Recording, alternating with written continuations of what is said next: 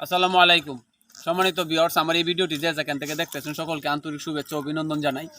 আজকে যে ভিডিওটা দিতেছি একটু ক্যামেরা জুম করে উপরে দেখাও। এটা হলো আমাদের দিয়ারা সরকারি প্রাথমিক বিদ্যালয়। এখানে আমার দাদি লেখাপড়া করছে, আমার বাবা লেখাপড়া করছে, আমি লেখাপড়া করছি, আমার সন্তান আগামীতে লেখাপড়া করবে।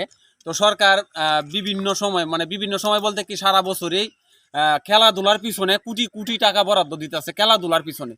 আবার আমরা দেখতেছি যে প্রাইমারি স্কুল থেকেও খেলাধুলার একটা বিশেষ ফাংশন ইউনিয়ন পর্যায়ে যাইতেছে, আবার থানা পর্যায়েও খেলাধুলা হইতেছে। এরকম বিশাল খেলার প্রতি সরকার অনেক টাকা অনুদান দিয়ে থাকে।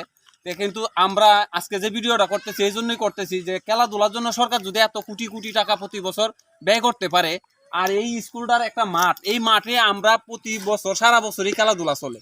সিজন অনুযায়ী যখন ফুটবলের সময় আসে ফুটবল খেলি, ভলিবল খেলি, হ্যাঁ ক্রিকেটের সময় আমরা ক্রিকেট খেলি। তো আগে বেশ কয়েক বছর আগে এই বিল্ডিংটা করা হয়েছে। আগে পুরান বিল্ডিংটা হচ্ছে এই পাশে। তো এই বিল্ডিংটা যখন করা হয় তখন থেকে কিন্তু আমাদের এই মাঠের খেলার যে ঐতিহ্যটা এটা কমে যায়, আস্তে আস্তে খেলার আকর্ষণটা কমে যায়। এখানে আমাদের নেত্রকোনা জেলার বিভিন্ন থানার মানুষ আইসা কিন্তু এখানে খেলাধুলা করছে, খুব ভালো ভালো খেলোয়াড়রা। কিন্তু এই স্কুলটার এই যে বিল্ডিংটা এই পাশে একটা বিল্ডিং করার পর থেকে এখানে বড় ধরনের কোনো খেলার আমরা আয়োজন করতে পারি না। যাই হোক, এখন বর্তমান নিয়ে বলি। এইখানে দেখেন একটা দুতলা ফাউন্ডেশন, অর্থাৎ দুতলা একটা বিল্ডিং হবে। দুতলা এটা হচ্ছে টয়লেট এবং ওয়াশরুম যেটা বলি এটা হবে। তো এইটা হইলে দেখা যাচ্ছে আমাদের যতটুকু মাঠ আছে এই মাঠটাও আর থাকতেছে না। তার মানে এইখানে ধরেন আমরা ফুটবল বা ক্রিকেট খেলার মতো উপযোগী এই মাঠ থাকবে না। তো আজকে এই ভিডিওটা এই জন্যই দিতেছি যাতে আমাদের এই মাঠটা সুরক্ষিত থাকে। আমাদের স্কুলের কিন্তু অনেকটা জমি আছে, আরো অনেকটা জমি আছে, এই পাশে জমি আছে অনেকটা, আপনাদেরকে দেখাই। এই পাশে অনেকটা জমি আছে, যদি এটা স্থানান্তর করে ওই পাশে নেওয়া হয় তাহলে আমাদের মাঠটা ঠিকই থাকে।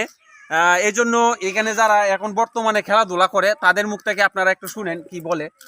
একটু বলো, কেউ একজন হৃদয় বলো, কেউ একজনে বলো, যদি এটা এখানে করলে আমাদের অঞ্চলে খেলাধুলাটা কি বা এই মাঠের খেলার ঐতিহ্যটা থাকবে কিনা একটু বলো। না, আসলে কথা হলো গিয়া পোলাপানে খেলার মধ্যেই আকর্ষণ বেশি। যদি খেলাধুলা মাঠ না থাকে তাহলে দেখা যাচ্ছে বিভিন্ন খারাপ কাজে লিপ্ত হয়ে যাবে। তা আশা করি মাঠটা থাকার জন্য অনুরোধ রইল, তীব্র নিন্দা জানাই।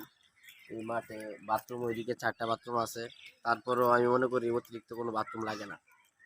এখন যদি মাঠটা নষ্ট হয়ে যায় তাহলে পোলাপান কোথায় খেলবে? পোলাপান তো বাজে নেশে আসক্ত হয়ে যাবে।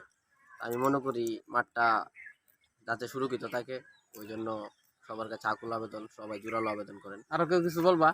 বলো, বললে বলো। যদি এখান থেকে আমরা এই সরকার বা যারা আছে উপরস্থ কর্মকর্তা, যারা ইউনো স্যার আছেন বা ইঞ্জিনিয়ার সাহেব আছেন, যারাই আছেন, সকলের প্রতি আমাদের ব্রিজের মাটিটা শুধু খনন করা হয়েছে, আর হচ্ছে এখানে যে কুয়া বালি এগুলো আনা হয়েছে।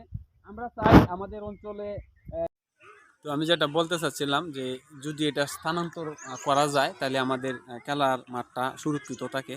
তো এই জন্য আমার বিশেষ অনুরোধ আমাদের ইউনো স্যার এবং ইঞ্জিনিয়ার স্যার, যদি আপনারা একটু দয়া দৃষ্টি করেন বা এদিকে একটু দৃষ্টি দেন যে শুধু এটা স্থানান্তর করে দেন। আমাদের মাঠের অনেকটা জমি আছে এই পাশে দিলে আমাদের মাঠটা সুরক্ষিত থাকে। আমরা চাই বা এখানে ওয়াশরুমটা হোক, কিন্তু এই জায়গায় না, পাশের জায়গা আছে খালি, আমরা ওই জায়গায় যেন হয়, এই জন্য আকুল আবেদন রইল আপনাদের কাছে।